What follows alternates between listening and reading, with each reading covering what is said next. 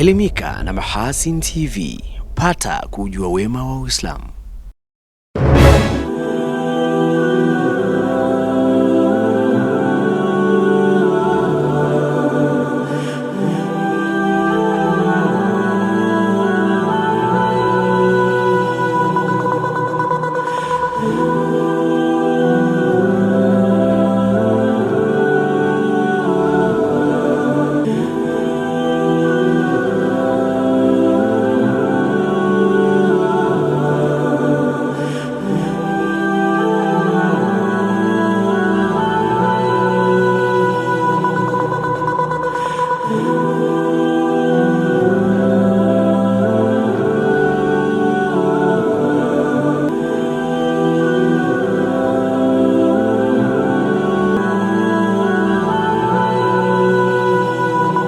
Assalamu alaikum wa rahmatullahi wa barakatuh. Habari za wakati huu mtazamaji wa Mahasin TV popote pale ulipo.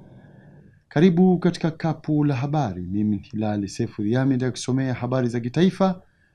Na katika habari za kimataifa utakuwa naye Saad Suleiman. Awali ya yote tunaangazia muhtasari wake. Jumuiya ya wanawake BAKWATA JUAKITA mkoa wa Dar es Salaam yaitisha kongamano kujadili amani, uchaguzi na malezi. Wanufaika TASAF awamu ya 3 kipindi cha pili katika mkoa wa Katavi wajivunia mafanikio wanayoendelea kupata kupitia mpango huo. Katika habari za kimataifa, Marekani yaiondolea rasmi vikwazo nchi ya Syria.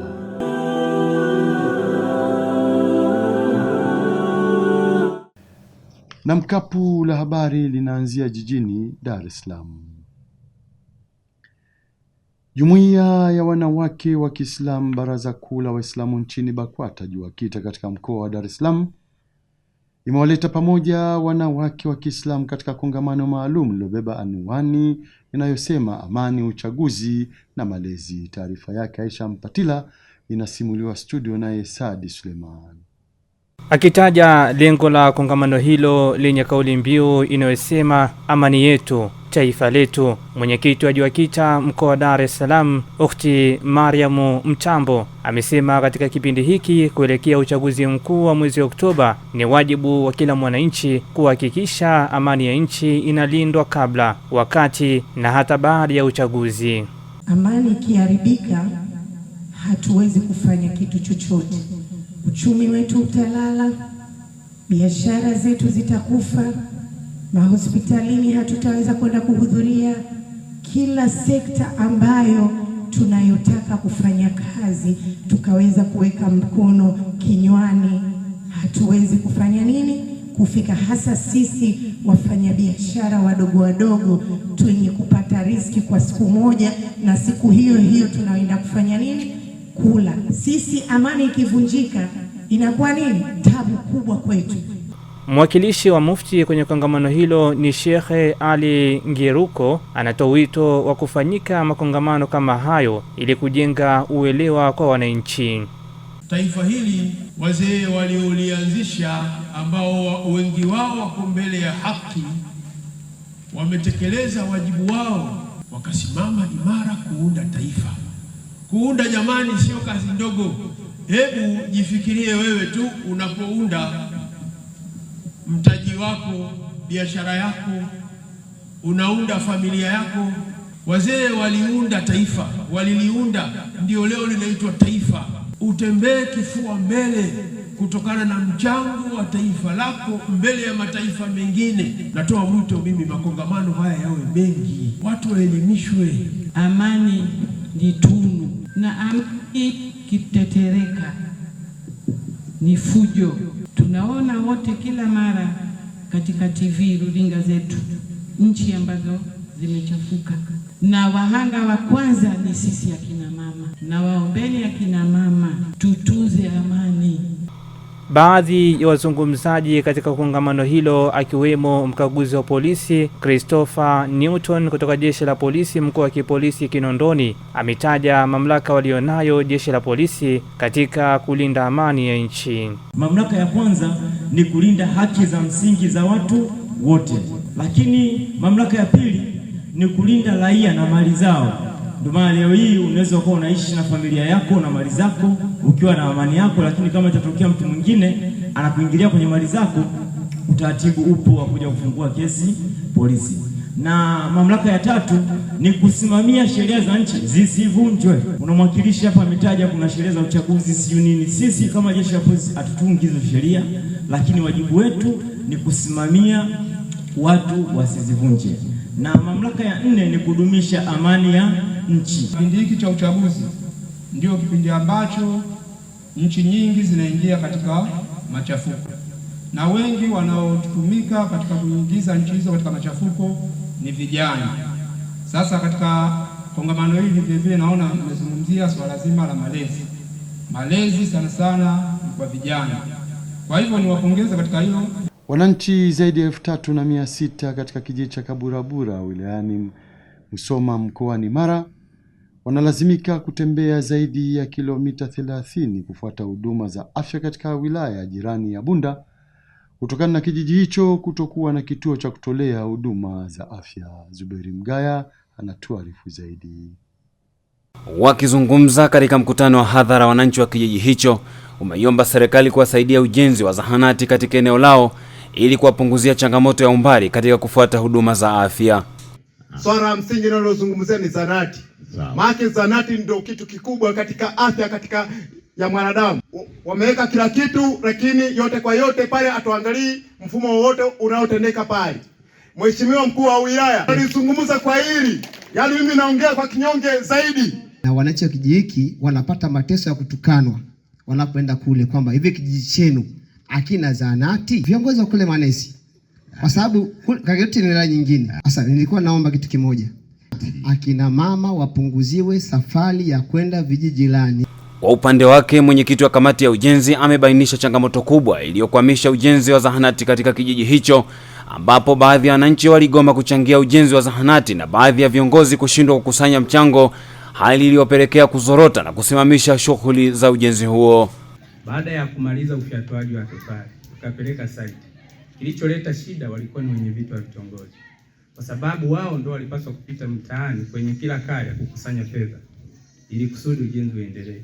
Hawakufanya hivyo. Sababu ilikuwa ni hivi: kwa kipindi kile wenye vitu wengi ikiwemo na mwenyekiti wa kijiji wakawa wanaogopa kupita kwa wananchi kutokana na kwamba tunakaribia uchaguzi.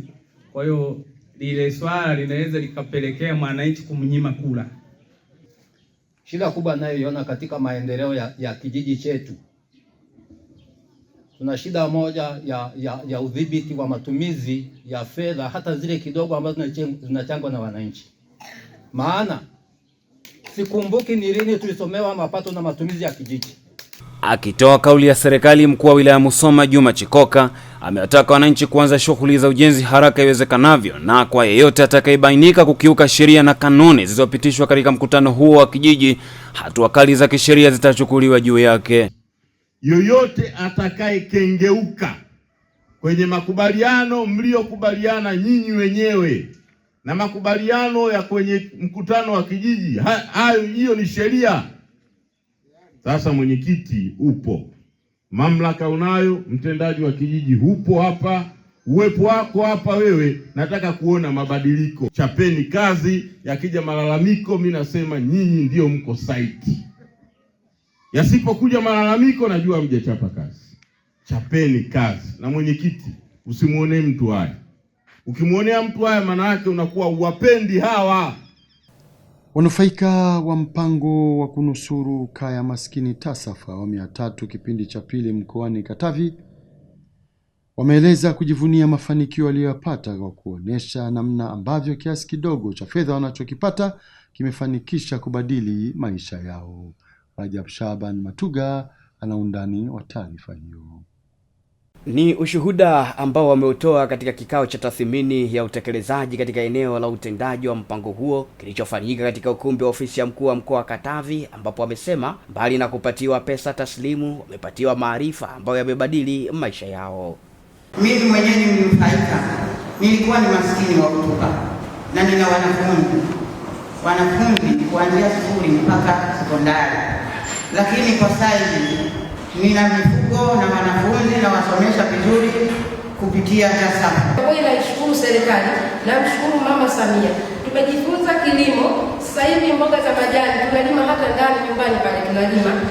Na kuna vikundi ambavyo tumeshajiandikisha pale tunavyo na vyenyewe vinatusaidia. Tunajikopesha sisi wenyewe, maisha yanaendelea. Kuelekea kumalizika kwa mradi huu wa TASAF awamu ya 3 kipindi cha pili mwishoni mwa mwezi wa 9 mwaka huu 2025, afisa uwezeshaji na ufuatiliaji kutoka TASAF amesema wanufaika wamejengwa kwenye vikundi ambavyo viliwawezesha kupata ujuzi ambao utawawezesha kujisimamia kiuchumi kwa kusaidizana na wataalamu waliopo katika halmashauri. Kwa maana vikundi ndio kama exit strategy ya wao kuendelea, na ndio maana leo tumesisitiza kuhusiana na kwamba wasiondoke kwenye vikundi. Nachoasa ni kwamba mpango umeisha, wamepata hicho walichokipata. Kwa hiyo sasa hivi ile knowledge ambayo tuliitoa kwa kupitia ile washa za jamii waishi nayo. Lakini lingine la pili ni kuhakikisha kwamba wanaendelea kusimama kwenye vikundi ili waendelee kujikopesha na kuendelesha shughuli zao. Lakini la tatu ni kwamba wanapokuwa na changamoto yoyote kwenye shughuli walizoanzisha waendelee kutumia wataalamu ambao wako nao. Awali akifungua kikao hicho, katibu tawala mkoa wa Katavi Albert Msovela amewataka wataalamu katika halmashauri za wilaya kuendelea kuwasimamia na kuwapa elimu stahiki, ikiwa ni pamoja na kuwatengenezea mazingira wezeshi ili shughuli za kiuchumi wanazozifanya zikawe na tija.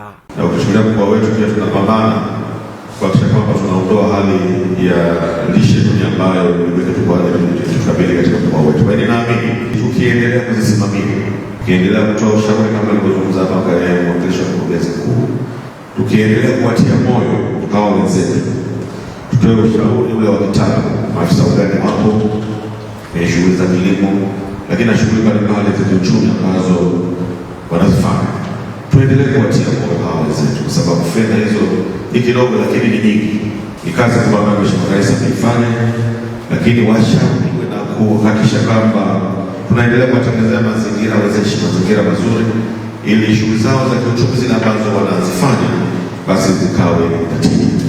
Huko kisiwani Unguja, wakazi wa Mangapwani mkoa wa Kaskazini Bay Unguja wameshukuru serikali ya Mapinduzi Zanzibar kwa kuboresha huduma za kijamii ikiwemo ujenzi wa miundombinu ya barabara na madaraja, hatua inayokwenda kurahisisha sekta ya usafiri na usafirishaji.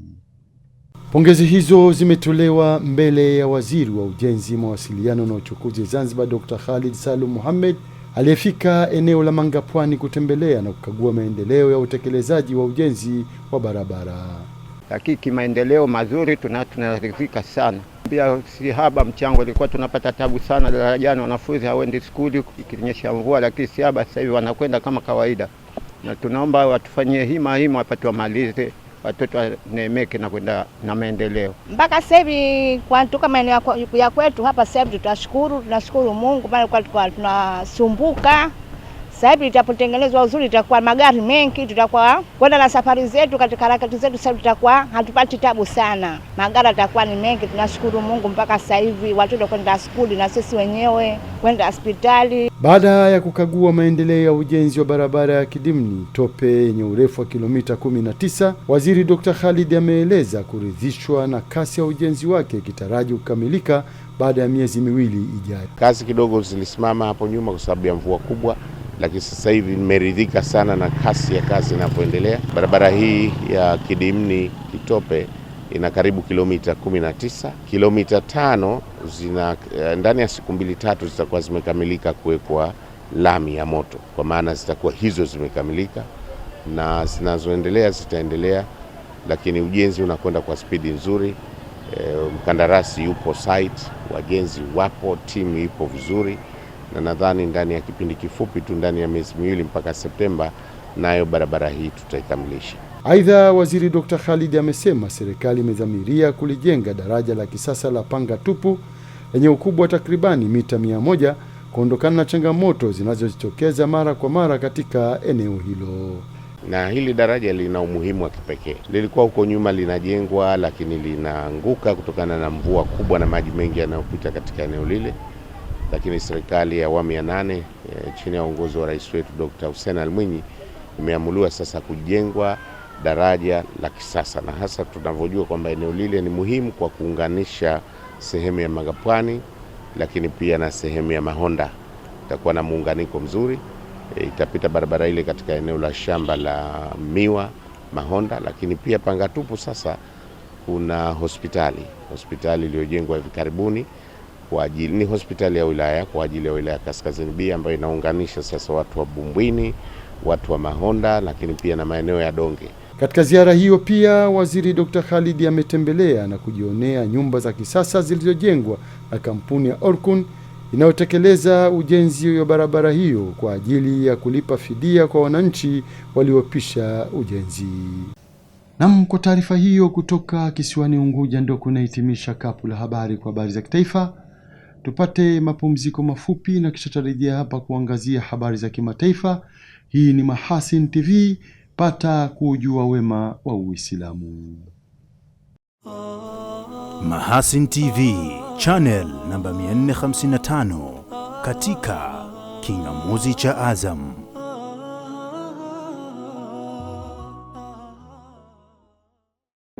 Jiunge na chuo cha afya Baobab Mapinga Bagamoyo. Usajili wa NACTIVATE 1178. Maombi ya kujiunga kwa mwaka wa masomo 2025-2026 yameanza. Kozi zinazotolewa NTA level 4 na level 6, clinical medicine, pharmaceutical science, physiotherapy. Sifa za kujiunga: ufaulu angalau D4 zikiwemo biology na chemistry. Faida za kusoma chuo cha afya Baobab: ada nafuu, inalipwa kwa awamu, hosteli na chakula bure kwa wanafunzi, wifi ya bure, mazingira tulivu na rafiki kwa kujifunzia. Hospitali ya chuo Baobab Hospital kwa mafunzo ya vitendo, walimu waliobobea na wenye uzoefu mkubwa. Njia za kutuma maombi kupitia WhatsApp namba 0750559641, kupitia tovuti www.bit.ac.tz au fika moja kwa moja chuoni Mapinga Bagamoyo. Kwa maelezo zaidi tupigie simu namba 0750559641 au 0759549641.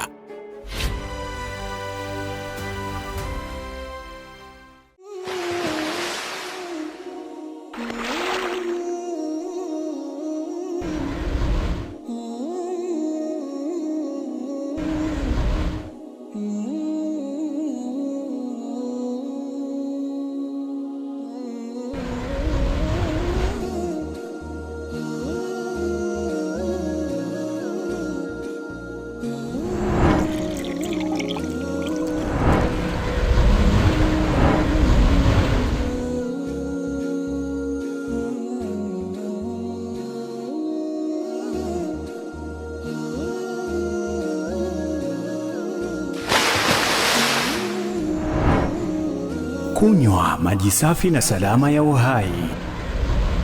Bidhaa bora ya Bakhresa.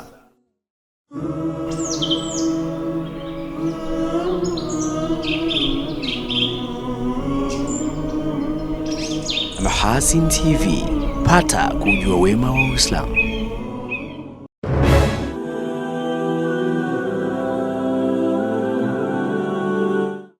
Shukran za dhati mtazamaji wa Mahasin TV kwa kuendelea kuwa nasi, na sasa ni wasaa kuangazia habari za kimataifa kama zilivyoandaliwa naye Saadi Suleiman.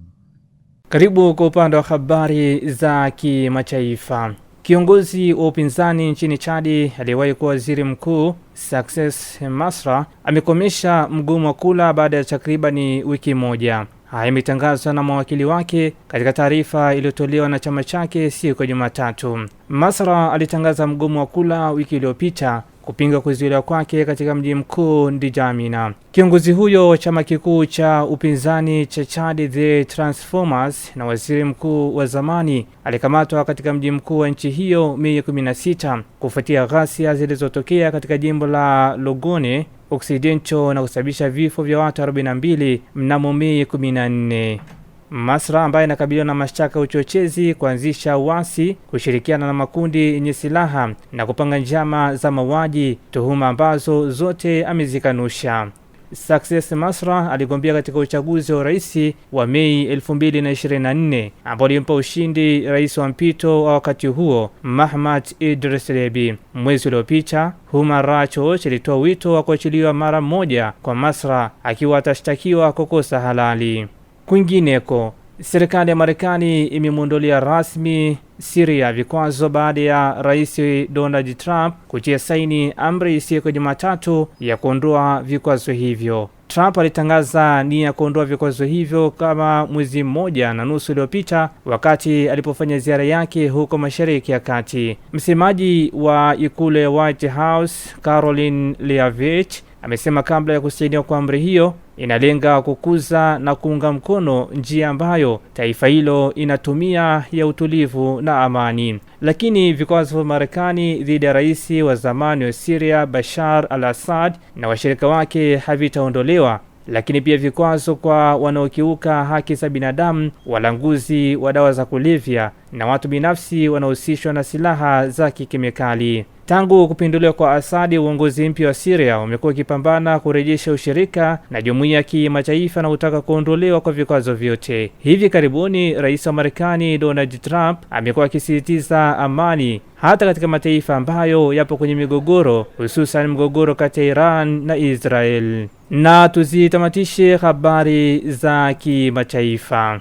Baada ya shirika la misaada la Marekani USAID kufutwa, nchi wafadhili kadhaa wakubwa zikiwemo Ufaransa, Ujerumani na Uingereza zilifuata mkondo na kutangaza mipango ya kupunguza bajeti zao za misaada ya kigeni. Vifo zaidi ya milioni 14 vikiwemo vya watoto milioni 4.5 wenye umri chini ya miaka 5 huenda vikatokea katika kipindi cha miaka 5 ijayo kutokana na kupunguzwa kwa kiwango kikubwa cha misaada ya kigeni ya Marekani. Hayo ni kwa mujibu wa utafiti uliochapishwa na jarida linalo ripoti masuala ya afya ya Lancet. Utafiti huo uliongozwa na wanasayansi wa Barcelona, Salvador da Bahia na Brazil unaonya dhidi ya uamuzi uliochukuliwa na rais wa Marekani Donald Trump wa kupunguza misaada. Timu hiyo ya wanasayansi ilitathmini data za vifo kutoka zaidi ya nchi na maeneo 130 kati ya mwaka 2001 na mwaka 2021 na kuyatumia matokeo ya utafiti huo kubashiri itakachotokea hadi mwaka 2030.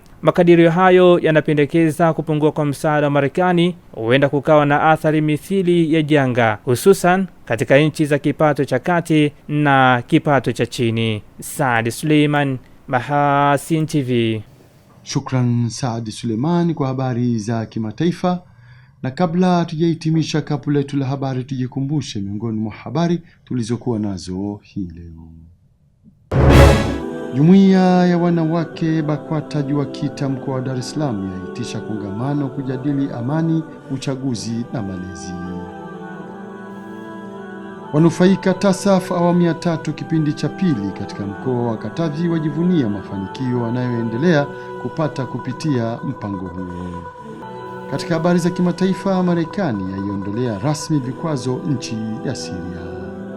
Na mpaka hapo ndo tunafika mwisho wa kapu la habari. Inshallah para majali wake Maulana, ungana nasi hapo kesho muda na wakati kama huu. Kwa niaba wenzangu wote walifanikisha kuletea kapu la habari, mimi Hilal Sefuria Amilo kusomea habari za kitaifa, na katika habari za kimataifa ulikuwa naye Saad Suleiman. Nikutakie utazamaji mwema wa vipindi mbalimbali vinavyoendelea hapa Mahasin TV. Pata kujua wema wa Uislamu. Billahi taufik. Wassalamu alaikum rahmatullahi wa barakatuh. Asante, uwe na wakati mwema.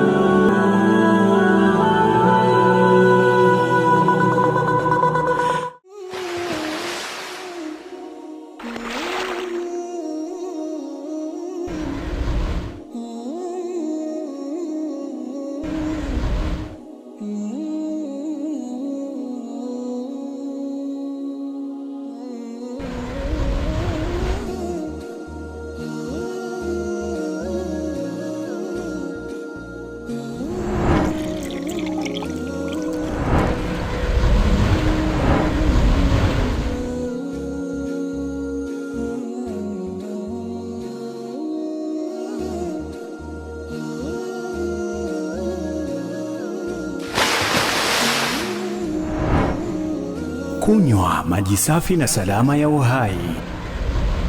Bidhaa bora ya Bakhresa.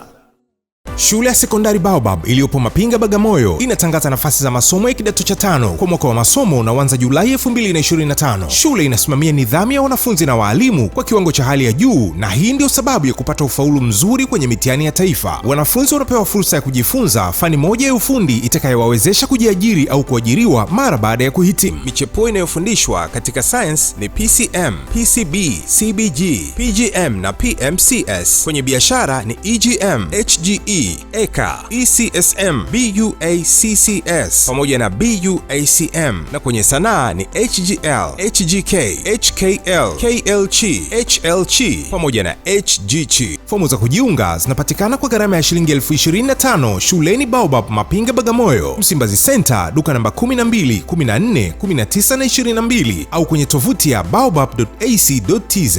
Kwa maelezo zaidi wasiliana na mkuu wa shule kwa simu namba 0739 611 539 au kwa namba zinazoonekana kwenye TV yako.